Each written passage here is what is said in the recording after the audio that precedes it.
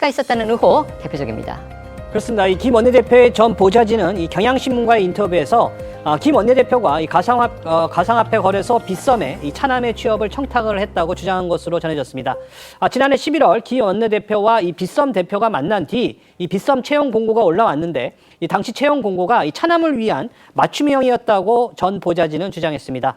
미국의 한 대학에서 수학을 전공한 이 김 원내대표 차남을 위해 이 빗썸 측이 수학 전공자 우대 조건을 내걸었다는 건데요.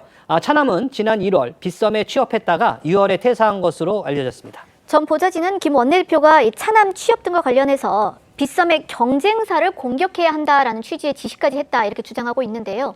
지난해 11월 말 당시 이 국회 정무위원이었던 김 원내대표가 갑자기 빗썸의 경쟁사를 공격해야 하니 관련 질의를 준비하라 이렇게 지시를 했다라는 겁니다. 실제 지난 2월 열린 이 정무위 전체 회의에서 김 원내대표는요. 빗썸보다 우위에 있는 업비트의 이 독과점 문제를 지적하기도 했습니다. 당시 발언 들어보시겠습니다. 우리나라 그 가상자산 거래소의 가장 큰 문제가 저는 뭐니 해도 특정 거래소의 그 독과점이라고 생각을 합니다. 독과점이 일단 되면은 그게 반드시 부작용과 부패를 낳기 마련이죠. 과거 사례를 보면 과거 루나 사태 때도 폭락 직전까지 정상 거래를 가장 마지막까지 허용한 업체죠. 그래서 이 업체가 최근 금융 FIU의 현장 검사에서 무려 70만 건에 달하는 그 고객 확인 제도 위반 사례도 적발됐었죠. 전 보좌진의 주장이 사실이라면 김 원내대표가 당시 이 빗썸을 비롯한 가상화폐 관련 업체를 피감 기관으로 두는 정무위 소속이었다는 점에서 이해 충돌 등의 의혹을 피하기는 어려워 보입니다. 김 원내대표는 경향신문 측에 상임위에서 특정 업체를 지정하지 않았다. 어느 업체라도 독과점은 정당화될 수 없다는 그런 지적을 한 것이다라고 해명을 했습니다. 또 이 본인의 의정 활동을 공채로 입사한 아들의 취업과 연계시키는 것은 심히 유감이라고 밝혔는데요. 빗썸도 모든 채용은 투명하고 공개적으로 공정하게 이루어졌다고 의혹을 부인한 것으로 전해졌습니다. 김 원내대표의 차남과 관련해서는요. 주말 사이 새롭게 나온 이른바 갑질 의혹도 있습니다. 국회의원의 보좌진한테 차남의 예비군 훈련 연기를 지시했다는 그런 주장이 나왔습니다. 네, 2022년 9월경 김 원내대표 차남이 개인 사정으로 예비군 훈련에 참석하지 못하게 되자 김 원내대표가 이를 해결하도록 부적절한 지시를 내렸다는 게 전 보좌진 주장입니다. 이 전 보좌진은 이런 일을 하는데 모멸감을 많이 느꼈다면서 의원 가족의 사적 업무까지 보좌진에게 맡기는 건 부당하다고 강조했는데요. 반면 김 원내대표 측은 이 아들과 해당 보좌진은 술자리를 따로 할 정도로 친밀한 사이라면서 아들이 예비군 훈련 연기가 되냐고 물어보니 전 보좌진이 선의로 해결해 준 것뿐이란 취지로 반박했습니다. 김 원내대표는 앞서 불거진 가족 특혜 의혹에 대해서도 이 전 보좌진의 선의였다고 주장했는데요. 과거 발언 다시 들어보시죠. 보좌진들은 이제 선의에서 했었는지는 잘 모르겠습니다. 그런 걸 했다는 것 자체, 그런 걸 갖다가 탓하고 싶지는 않습니다. 보좌진들이 선의를 얘기하셨는데 왜 의원님께 그런 선의를? 아니요, 그때 당시에는 관계가 좋고, 그러니까 보좌진들이 의원을 갖다가 이렇게 잘 모시겠다. 직원들이 그러니까 그때 자발적으로 잘 모시려고 그랬던 거 아닌가 하는 생각을 해봅니다. 김병기 원내대표 내일 관련 당 회의에서 이제 입장을 밝힐 것이라는 얘기가 전해졌는데 과연 거취와 관련해서도 언급을 할지 관심이 집중되고 있습니다. 네, 이 내일 정례 당 원내회의를 주재하는 김 원내대표는요. 일단 오늘 이 전남 무안에서 이 당 최고위에 참석을 하는 등 정상적으로 공식 일정을 수행을 했습니다. 다만 의혹과 관련한 기자들 질의에는 답하지 않았는데요.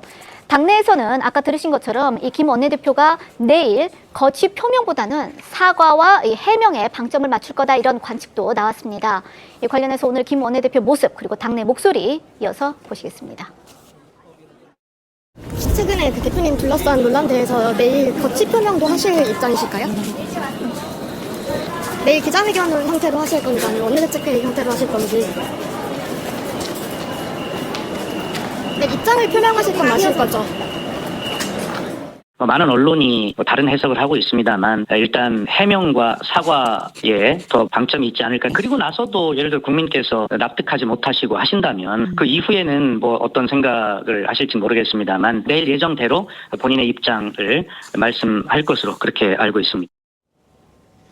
네, 하지만 의혹이 꼬리에 꼬리를 물고 이어지자 야권은 물론 민주당 내부에서도 이 김 원내대표의 결자 해지를 요구하는 목소리가 거세지고 있습니다.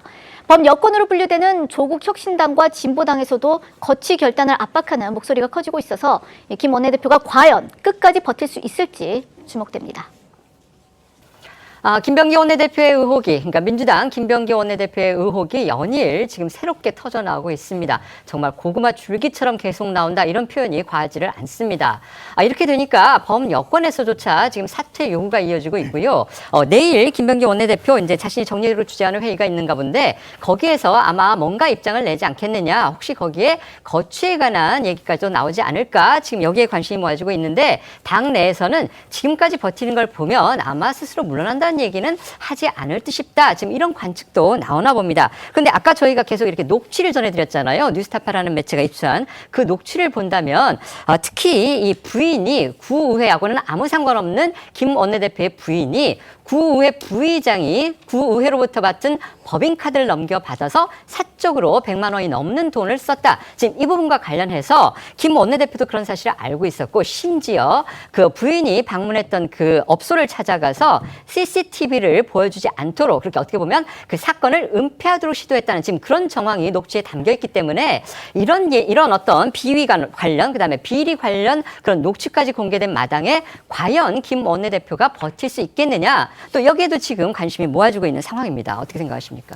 일단 김병기 원내대표는 최대한 빠른 시간에 본인에게 제기된 의혹에 대해서 사실은 사실대로, 또 오해는 오해라고 제대로 해명을 하는 절차가 필요하다라고 생각을 하고, 또 이런 그 오해와 해명에 대해서 충분히 밝혔음에도 불구하고 여론이 계속해서 악화된다고 하면 그때는 본인의 거취에 대해서 본인이 스스로 결정하는 그런 절차에 이르지 않을까라고 생각을 합니다.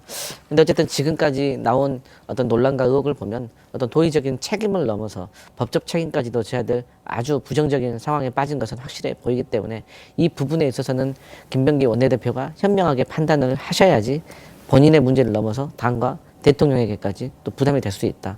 그런 생각이 듭니다. 네.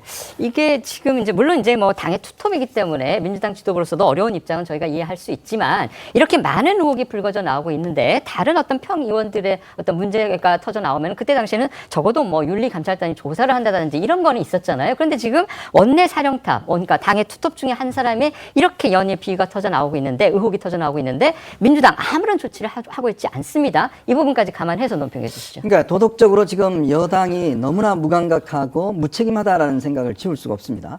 이미 뭐 최민희 의원이라든지 또 장경태 의원, 또 강선 의원 등등의 여러 가지 논란이 있어 왔죠. 그리고 또 민주당은 뭐 일주로위원회라고 있습니다. 항상 의뢰 입장에서 모든 정책과 펼치겠다라는 그걸 자임해 왔었는데, 과연 그러면 지금의 어떤 김병기 원내대표의 일을 보면 제가 다 기억할 수 없을 정도로 너무나 많은 의혹이 있고요. 예전 같으면 이 중에서 한두 개만 나와도 사실은 낙마한다든지 본인의 어떤 직을 내려놓는다든지 그런 식으로 처리를 했는데, 지금 매일 이렇게 터져 나오는데도 불구하고 또 본인의 지금 육성으로 해서 사건을 덮는다. 특히 지금 부인의 이 법인카드 사용 문제와 그리고 이걸 은폐하려고 했던 부분들은 이건 굉장히 중대해 보입니다. 더군다나 지금 경찰서가 이거를 지금 무혐의로 처리를 끝냈거든요. 근데 어떻게 뉴스타파는 이런 이 녹취록을 확보할 수 있었죠? 그렇다면 당시에 그러면 경찰이 같은 동작구였는데 이런